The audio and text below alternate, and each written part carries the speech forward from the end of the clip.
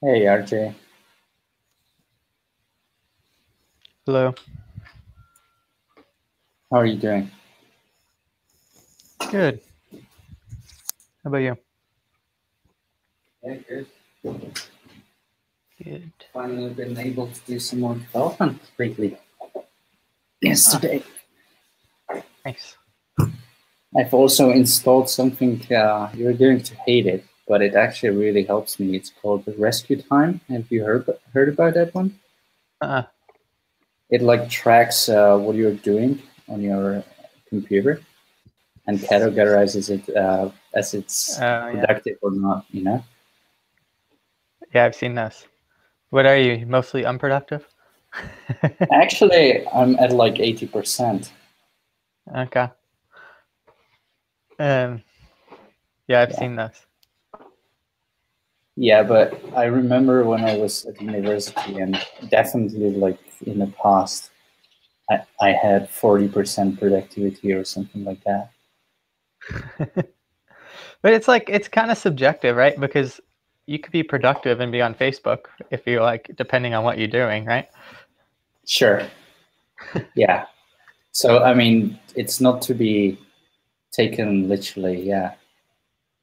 But I guess it does help you like give some insights into what you're doing. Yeah. Yeah, for sure. Cool. Well, shall we try and make this fast? Hopefully Danny will come, but I think maybe the end is kind of more interesting for her. Okay. Cool. So we still have this show authorized payment. Yeah. So I started working on it, and then I decided to put it on hold. Um, All Mainly right. because, well, first off, we could just link to the Bridge Monitor site for now.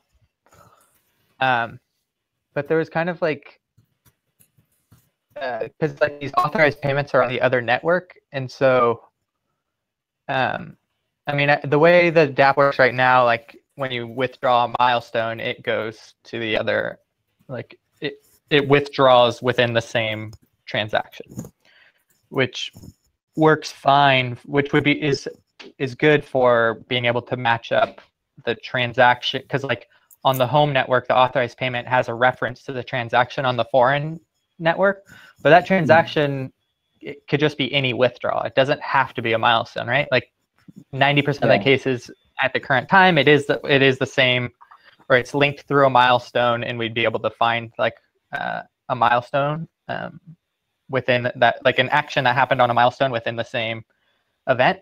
But if we like start implementing some other things, such as like feeding milestones, well, I guess there are cases when you could end up with funds, like when a donor, or like if you refund your donation, it gets sent to your giver address, and then Exactly. you have to withdraw it. And so, I mean, we could match some of them, but not all of them, I guess. Um, yeah. So I just wasn't like, and then I was like, okay, well then we could just show authorized payments for a recipient, but that doesn't really work either, because oftentimes the recipient address is not registered in the DApp. So Okay. it's All right. kind of weird. Yeah. No, it makes sense. Okay. I also agree. I don't need it. We don't need it now. Yeah. So I think it's something to think about, but maybe as part of like a more like the identity solution, it might be better to implement it as part of that. Okay. And the identity solution is still alive? Yeah, it still needs to be done, but I haven't looked at it or thought about it in the last month or so. Okay. So you think it should be done? Yeah, Like the I current think we need solution is not. some, yeah, multiple keys management type of thing. Okay. I think we need something there. All right. Next one is implement analytics. So there was an issue uh, while delegating, but I actually couldn't find it. I can't reproduce the error. So I think I'm just going to allow analytics on the release branch. And as we test the branch, hope that this will actually appear, because I can't replicate the problem that there was. Okay. I saw some things like regarding like GA, Google Analytics, and something like undefined when I was using it locally. That's one thing that I also found, and I have no idea what the undefined value was. I think I was donating without being signed in. Yeah, it seemed like we're passing an object to track that's undefined. Yeah. Because I think you say like there's like a log event or track event or something. Yeah, I think so as well. All right. Yeah. Okay, I'll investigate deeply in that. Next one is roles management. Nothing happened there for sure. POA network, I guess also nothing new. So they started working on it. Oh. Here, I'll send you the last like. Yeah, so I wrote like a spec last week or something and sent it to them, and then I'm in contact with them. They just sent me like another kind of like a first draft. Like I just wrote kind of like pretty high level thing, and they wrote something a little more detailed. So basically, right now they have like a native token to ERC20 token bridge, and they're working on like a ERC20 to ERC20 bridge. But I think what it seems like is they're going to replace the core bridge functionality with what we proposed. And then those would just be kind of like plugins, and then Giveth Bridge would be a separate plugin that like anybody can deploy a plugin essentially to their bridge. Let me post this HackMD thing. Okay, that's nice. And they seem to be moving. I don't know. Parody was like whining because like we were going to use. Well, I don't know if that's fair to say, but because we mentioned that you guys seem to not be updating the bridge, and so we talked to POA network, and then somebody got a little upset at Parody. But it's been 2 months since that happened, since they got upset, and I mean, there's been a little bit of work, but it's still not even message passing or anything. So I've kind of just like lost faith in them. Right. In your opinion, this may take ages. Is that what you're saying? If we waited for Parody, I don't think POA seems to move faster, and I know they have like a few people like dedicated to their current bridge stuff, and so I think it'll move a lot faster going through POA. Okay. All right. Good. Next one is testing data script. It's a local branch I have right now. It doesn't really do much, but I'm working on it. That mailer that Satya, I've actually already erased before coming to to the PR and realizing there was one question which I guess we can solve now together. Here, do you see my screen? Yeah.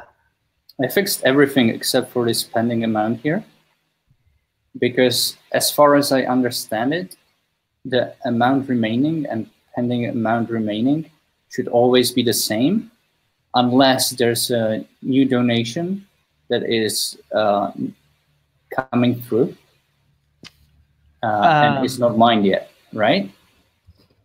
Well, pending amount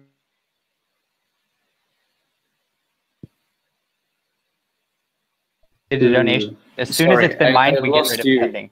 I lost you for the. Yeah. So the pending amount remaining only exists while a transaction hasn't been mined. As soon as it's mined, we update amount remaining and remove pending amount remaining. Okay, so it should be like exist first. Okay. Yeah. So it should be. Well, this is like listing all donations in like the My Donations view, right? Yeah. So Yes. I think just saying, I don't think we even need the pending amount remaining, because anything where amount remaining is not zero, if pending amount remaining is shown, then like you can show like if it exists, then it's like just a spinning icon, but you don't need to query that in the database. Okay. Okay. Yeah, you're right. But there must have been, like, was there a reason why you added it, or you just like? Yeah, I think that I wanted to use the same provider for the button. Okay. But okay, yeah. I didn't realize that this is just for the donation page. But you could use it for the button as well, because in the donation model in the DApp, when you say like amount remaining, we return the pending amount remaining, or if it exists, otherwise we return amount remaining. Right. So Yeah. you would have to filter that amount remaining is greater than 0 or something for the delegate button. Yeah, I'm doing that already. Okay. Then I think you Okay. could use it, but Okay, so I can just remove it here. Thanks. Sorry, I didn't realize that. no, it's fine. Cool. So I guess that's kind of it. Anything else you've been doing this week? Well, just regarding DApp Mailer, I saw you closed an issue with duplicate notifications. Yeah. I never fixed that, but Well, I tried it and it didn't. and it didn't work. Okay. Yeah. It didn't send anything. So. Okay. You must have fixed it while doing the refactoring. Maybe. Yeah. I don't know. Well. Okay. Yeah. As long as you tried it. Right. I mean, if someone complains, they can just reopen or create a new one, right? Exactly. Yeah. Yeah, and then this week, well, there was that issue with Chris's milestone, or the one that it wasn't his. I guess he made the milestone. Yeah. But the weird thing was, there was no event in Feathers for that. But if I query the contract, it was clearly omitted. So I don't know why it didn't exist in Feathers. And then that led to the fact that the logs are super hard to read, and there's like so much information in there. So then yesterday I spent some time like writing the logs to it still prints to console, but you can add like a log directory in the config, and then it'll have like a rolling daily file logs in JSON format, and then you can use like JQ. I don't know if you've ever used that. But it's just like awk or sed or whatever for a command line tool, but for parsing JSON, and then you could like query the logs a lot easier. Oh, nice. So hopefully that'll help the log situation in the future. Okay. Yeah, I'm actually wondering. I was actually wondering about that myself. That there's just way too many things being logged, and I feel like sometimes the information that are necessary are not logged enough. Right. Like you don't have enough context. Right. Yeah. So I think we probably could add some more context for sure. In the file logging to file, like the JSON logs, you can it logs like each parameter that you pass in. So like if you call logger.info or whatever, the first thing is like the message, but then you can pass parameters, and those are all like just saved in an array of params, so you could query them. You could query pretty easily. Right. But yeah, it might make sense now to add more information as well, because if we can query it easier. Yeah, like created more like structured logs, right? Yeah. That's cool. Yeah, so hopefully that'll help. I didn't. It's just in the develop branch. I didn't put it to master, but Yeah. the next release or whatever. Yeah. It'll get there. And then the other thing I've just been like starting to mess around and get familiar with IPFS, and like I'm trying to figure out a solution for like every time like it seems annoying to create a transaction every time you make an edit to your profile, because if you edit your profile, then we need to update IPFS, and then you need to submit a transaction to like update the link to your IPFS hash And pay. for Yeah. and potentially and pay in the future, right? So that's like stupid, I think. And so I'm trying to figure out a way around that. There's like something called like IPNS, which is like basically just a resolver, or you can like publish a directory, and then so like you can publish the hash to that directory, which you can update, or like you can publish essentially to a hash of a directory, and anytime you update the directory contents, you can update the pointer. But then on the blockchain, you could just store the directory pointer and then whatever path you use to like store the JSON file. So then it might be like directory pointer / users / address.json would be the profile for a user with a given address. And then like we could do like a DAX folder or whatever. But the question is like those pointers expire after well, you could set a timeout. I think the max is 24 hours, which is fine. The node will like automatically update it. However, if your node goes offline, it's not resolvable. Well, I don't know if it can be resolvable or not. So like the question is, if one more context, like with IPFS, like if you have multiple nodes, it's not, you don't like replicate the data. You could cache it, but eventually it'll get cleared from your cache. So like you have to have this concept of pinning it, and that essentially is like save it and never delete it, when garbage collection happens. And so the question is, if I pin this like directory pointer, can I still resolve it if the like original node who published the pointer goes away? So I'm trying to mess around with that and figure out if that's a workable solution or not. Okay. That's interesting. Yeah. Did you also have a look in Swarm? Because you also said you might look at that. Yeah, I haven't looked too much. One issue with Swarm, it's not a huge issue, but you can't, like, data isn't guaranteed to be persisted. There's no like concept of pinning where you're like, don't ever garbage collect this. And that's works okay as long as your node database never gets full. Like you can allocate certain size, but as soon as its size reaches, then it's going to start clearing old data. And so you can't, there's no way to say clear old data except for these like specific things that you should never clear. Right. Which will happen, I think, when like their incentive mechanism comes into play. But that, who knows when that, I mean, I think that's part of their next update, but that could be a year out. So. Right. And the other thing, I talked to Edu, he's like, I was just asking if he had any like opinion. He's like, well, IPFS works and Swarm hasn't been used or tested as much, so it might not be as sure of a thing.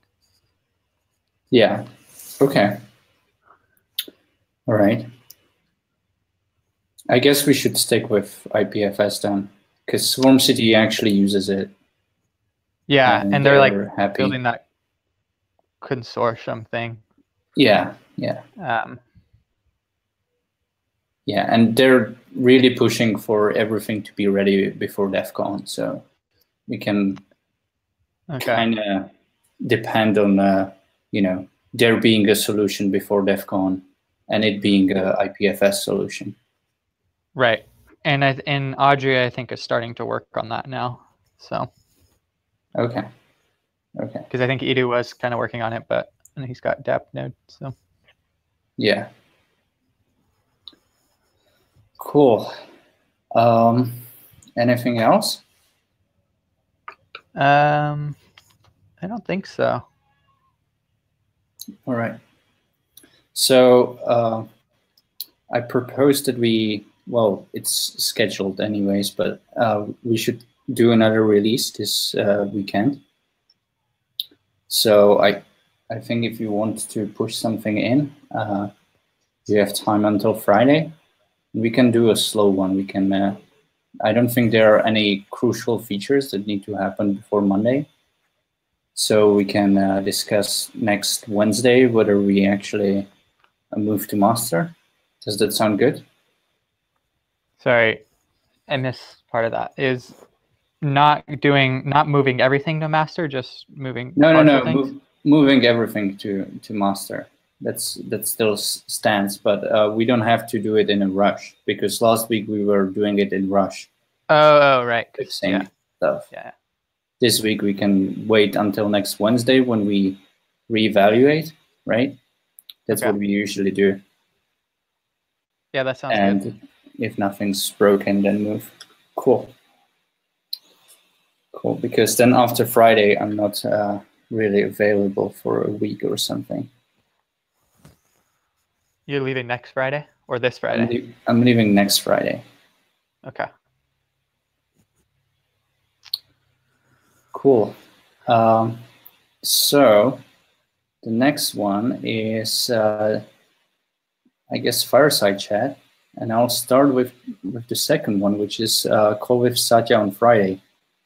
Satya wanted to talk to both of us on Friday in the evening around like 8, so same time as today. Is that fine for you? Yeah, I think 11 Friday. Yeah, that should work. Okay. Okay. I'll ask if Danny should also join or not. All right, and the next one, Danny, are you here? Yes, I'm here listening. Sorry, this hasn't been very interactive with you so far. No, I like to absorb information. It's useful. Now I know you're going somewhere next Friday. Yeah, to Burning Man. Oh, right. Excellent. RJ, since we have you here, is there something that you think you have a knowledge of and should be downloaded to Danny's brain? If not, I can continue talking to her. Not that I can think of right now. Okay. All right. Well, anyways, I think you two actually haven't met yet. So RJ is. We haven't.